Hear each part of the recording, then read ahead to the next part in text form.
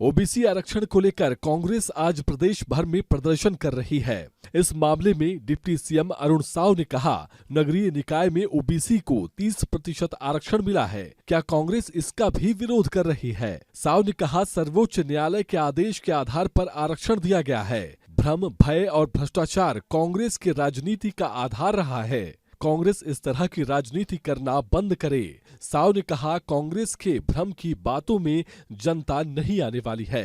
देखिए deputy CM ने क्या कुछ कहा। छत्तीसगढ़ में नगरीय निकाय और पंचायत चुनाव से पहले ओबीसी आरक्षण का मुद्दा गर्मा गया है।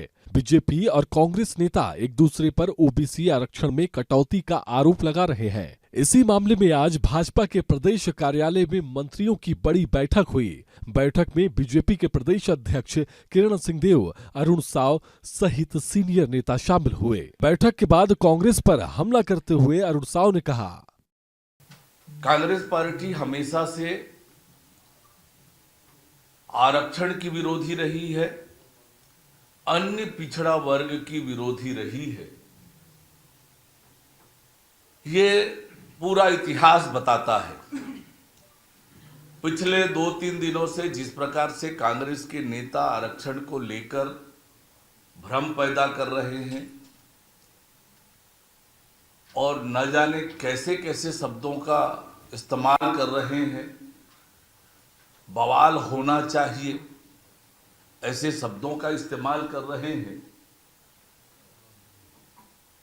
तो ये कांग्रेस की जो परंपरा रही है उसी का ये निर्वहन ये कर रहे हैं। उस विषय पर जो संवैधानिक और कानूनी स्थिति है वो आप सबके सामने स्पष्ट करने के लिए हम आपके सामने प्रस्तुत हुए हैं।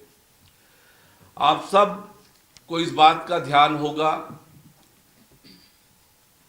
कि देश के संविधान ने 73वां और 74वां संविधान संशोधन करके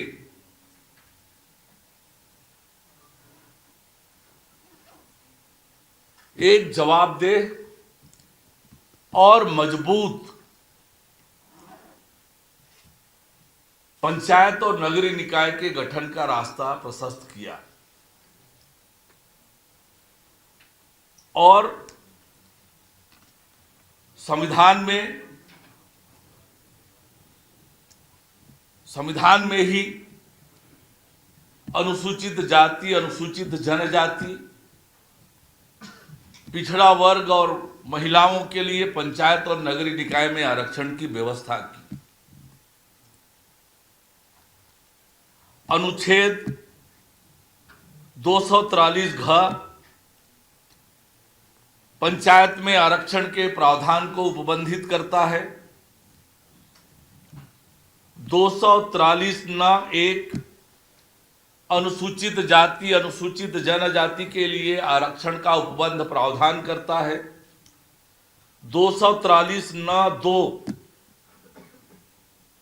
महिलाओं के लिए आरक्षण का प्रतिबंध करता है, उपबंध करता है। और 243 न 6 ये अनुच्छेद समाज के कमजोर वर्ग के लिए आरक्षण का अधिकार राज्य के विधानमंडल को प्रदत्त करता है। ये नगरीय निकाय और पंचायत के निकाय ये राज्य अनुसूची का विषय है। इस पर कानून बनाने का अधिकार, इसे संचालित करने का, इसके निर्वाचन का, सभी प्रकार के कानून बनाने का अधिकार नगरीय निकाय और पंचायत के लिए ये राज्य के विधानमंडल के अधिकार का विषय है। इन प्रावधानों के अनुरूप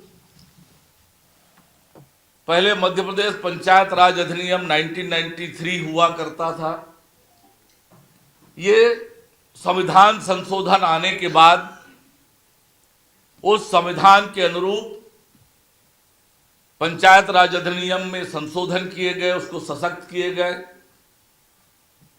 नगर पालिक निगम 1956 में उस प्रकार से संशोधन किए गए और नगर पालिका अधिनियम 1961 में भी 73वें 74वें संविधान संशोधन के आधार पर संशोधन करके एक सशक्त और जवाबदेह समयबद्ध नगरीय निकाय और पंचायत निकाय की व्यवस्था की गई, उसके अनुरूप इन अधिनियमों में संशोधन किया गया। नगर पालिक निगम अधिनियम 1956 की धारा 11 नगर निगम में आरक्षण का प्रावधान उपबंधित करती है।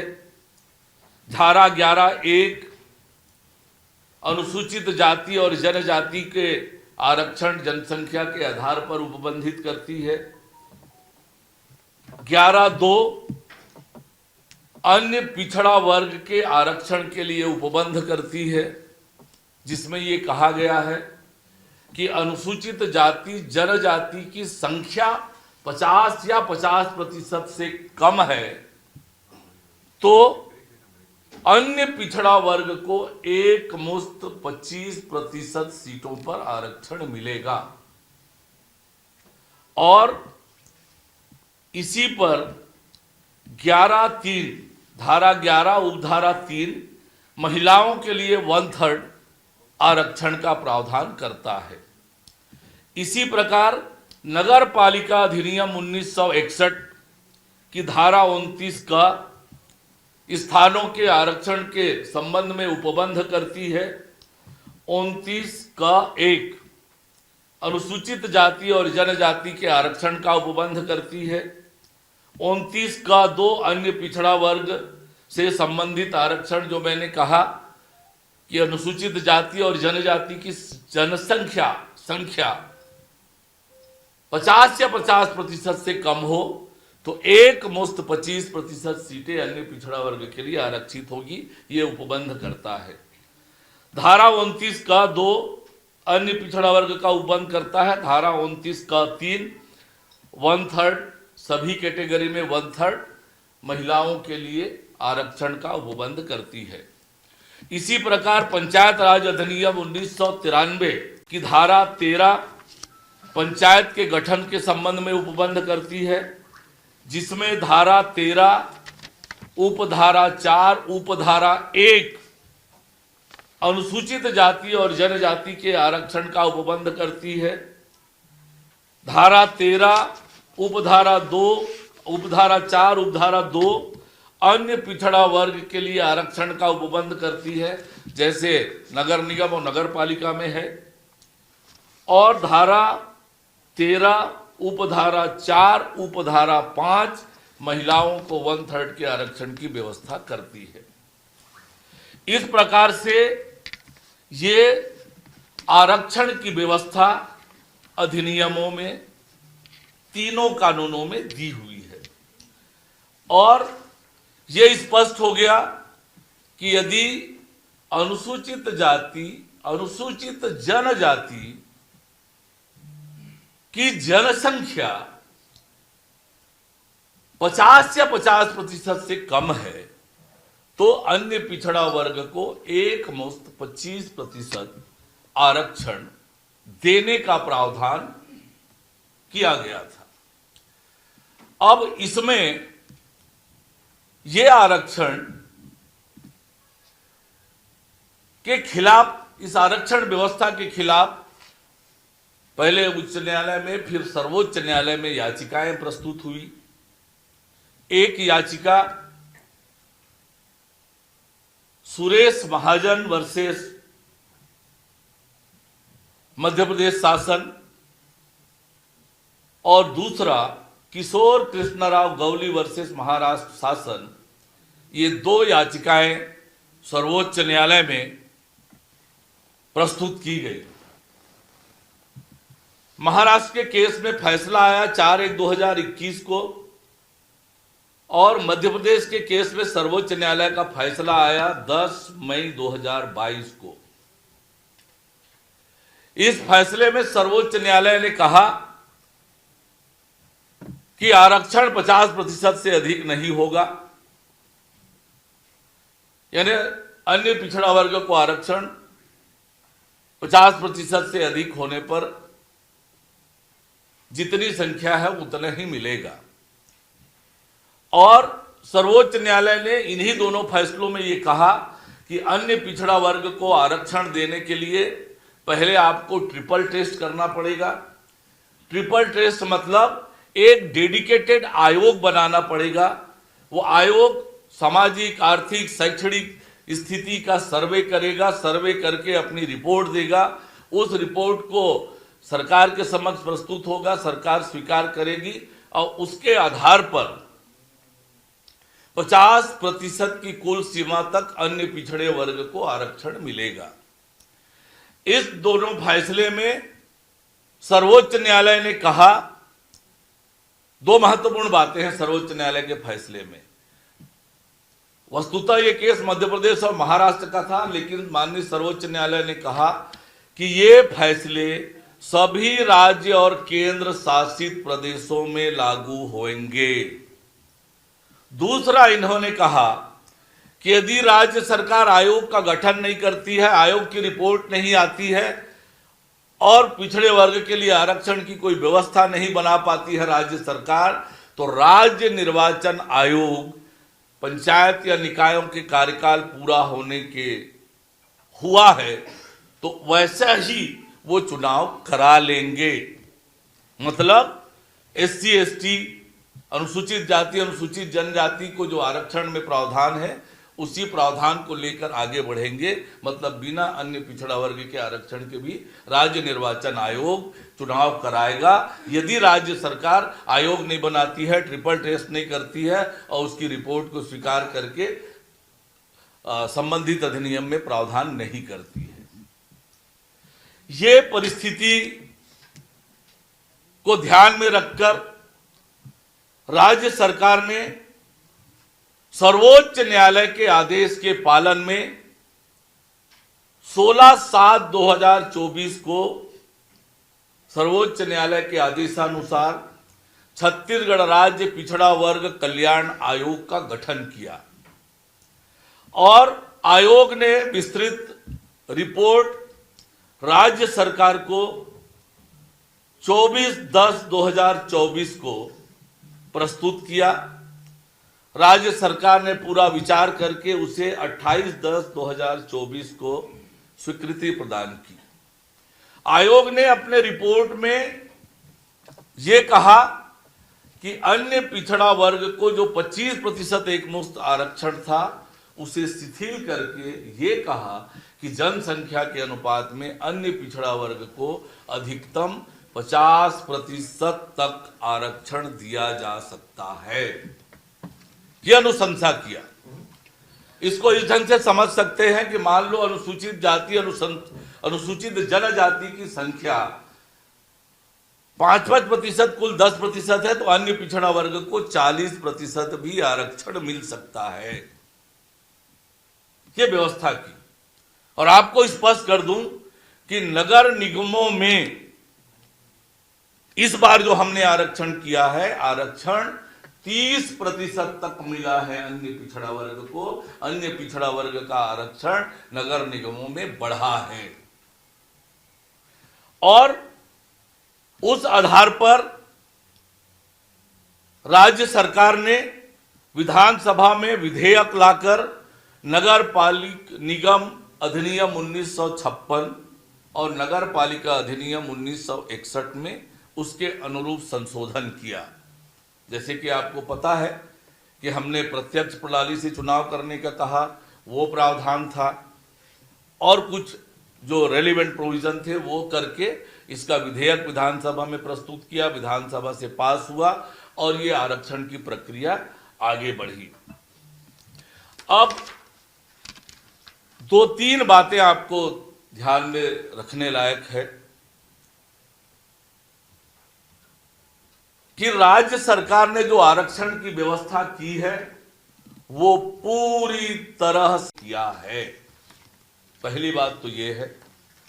दूसरी बात ये है कि ये दोनों सर्वोच्च न्यायालय के फैसले हैं। उन फैसलों के अनुरूप राज्य सरकार ने आयोग का गठन किया, आयोग ने रिपोर्ट दिया और अन्य राज्यों में कहीं पर 33% तक की सीमा है अन्य पिछड़े वर्ग के लिए, कहीं 35 है। हमारे यहां हमारी आयोग ने अधिकतम 50% तक भी आरक्षण हो सकने की, दे सकने की व्यवस्था की। इसका मतलब यह है अन्य राज्यों की तुलना में आरक्षण में अन्य पिछड़ा वर्ग को ज्यादा लाभ देने का प्रयास हमारे यहां सरकार ने, हमारी आयोग ने किया है।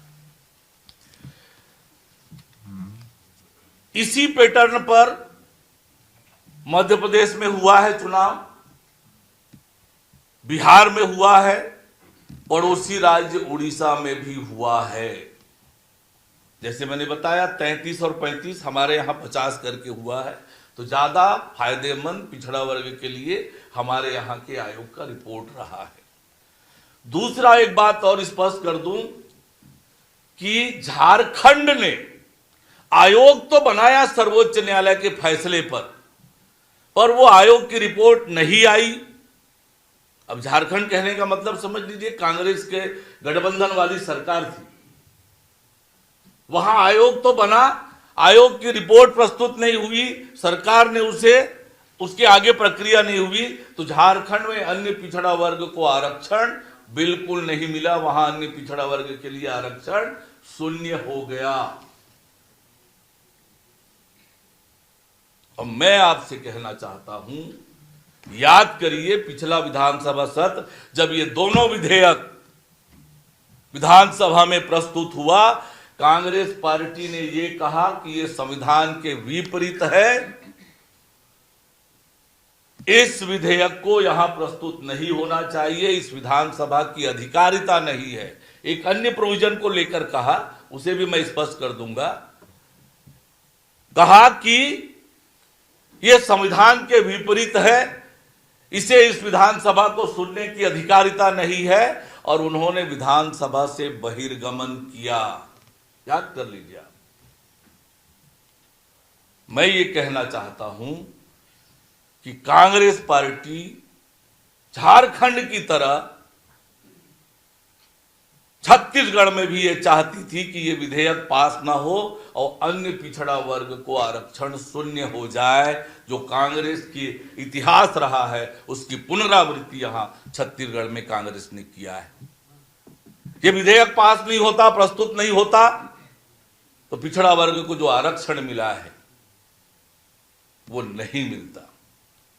मैं आपको बताना चाहता हूं, आज उन आंकड़ों में नहीं जाऊंगा, नगर पंचायत के अध्यक्ष पार्षद, नगर पालिका के अध्यक्ष पार्षद, नगर निगम के अध्यक्ष, नगर निगम के पार्षद, पंच, सरपंच, जनपद सदस्य, जनपद अध्यक्ष, जिला पंचायत सदस्य, इन सब में पिछड़ा वर्ग के लिए सीटों का आरक्षण हुआ है।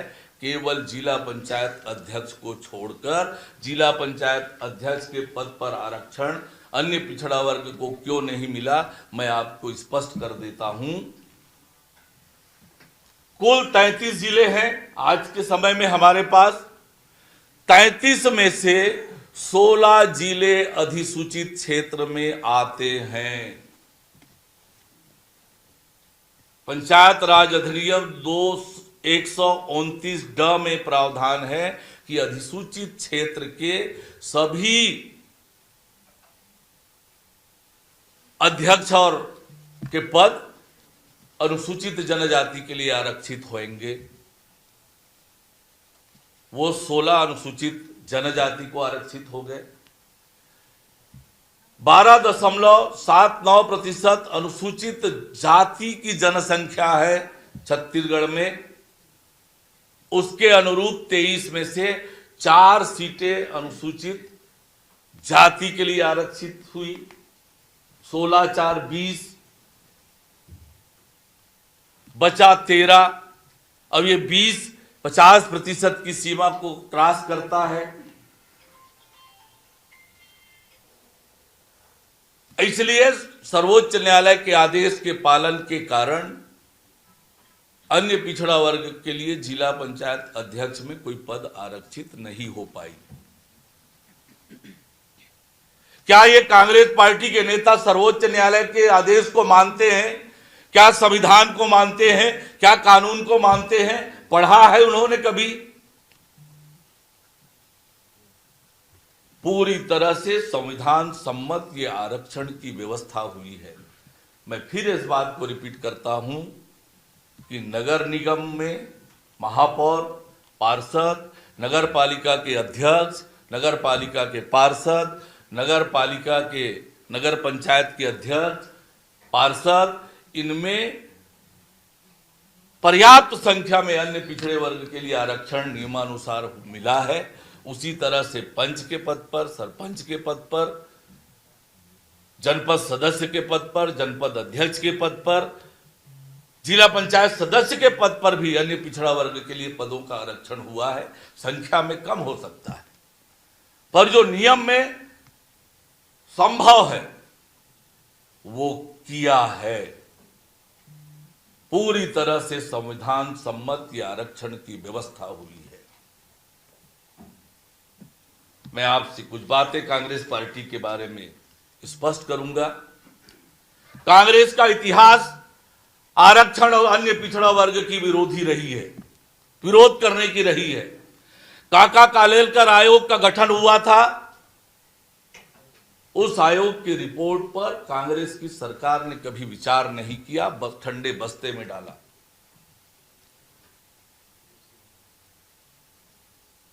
1961 में पंडित जवाहरलाल नेहरू ने जो राज्य के मुख्यमंत्रियों को चिट्ठी लिखी,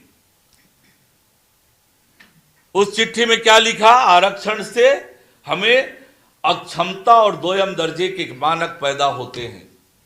यह आरक्षण के प्रति पंडित जवाहरलाल नेहरू के भाव थे। 1979 में एक बहुत ही महत्वपूर्ण विषय पर हमारे आदरणीय उप मुख्यमंत्री, नगरीय निकाय मंत्री, हमारे पूर्व प्रदेश के अध्यक्ष आदरणीय अरुण साहू जी ने आप सभी को संबोधित किया। आज की इस प्रेस वार्ता में उन्होंने बड़े ही गंभीर और ऐसा विषय रखा है जिसकी सारे संवैधानिक व्यवस्थाओं के तहत और सारे अधिनियमों को, नगर पालिका पंचायतों के अधिनियमों के तहत और जो सर्वोच्च प्राथमिकता के साथ अन्य पिछड़ा वर्ग के आरक्षण के संबंध में लगातार और कांग्रेस पार्टी जो एक भ्रम का वातावरण फैला रही है पूरे प्रदेश में, और किस तरीके से विष्णुदेव साई जी की सरकार ने अन्य पिछड़ा वर्ग के अन्य राज्यों की तुलना में किस तरीके से आयोग का गठन करके और उन संवैधानिक बाध्यताओं को पूरा करते हुए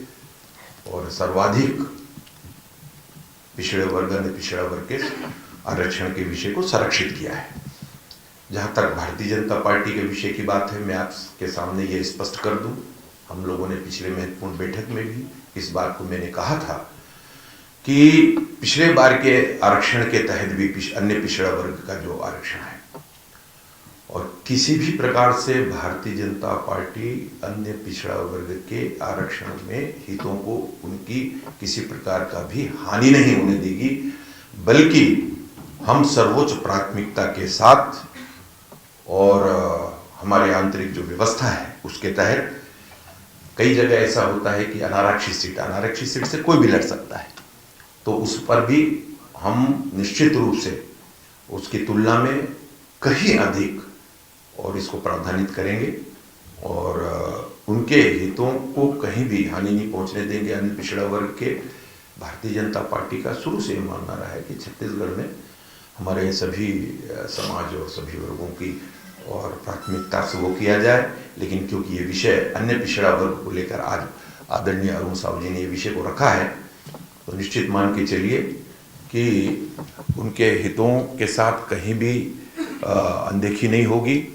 हम प्रतिबद्धता के साथ, वचनबद्धता के साथ भारतीय जनता पार्टी उन सभी रोस्टरों पर जहां पर अनारक्षित सीट है, जहां पर ऐसा लगता है कि शेड्यूल एरियाज की बात आपने कही है, नगर निगम में तो 100% बहुत अच्छे से उनको अन्य पिछड़ा वर्ग का है। पंचायतों के क्षेत्र में भी जिला पंचायत अध्यक्षों के उसमें जो बचे हुए अनुसूचित जनजाति, अनुसूचित जाति क्षेत्र के अतिरिक्त निश्चित रूप से भारतीय जनता पार्टी अपने आंतरिक व्यवस्था के अंतर्गत और प्राथमिकता के साथ और अन्य पिछड़ा वर्ग के हितों को सुरक्षित रखेगी। आप सभी का बहुत बहुत अभिनंदन, बहुत बहुत धन्यवाद।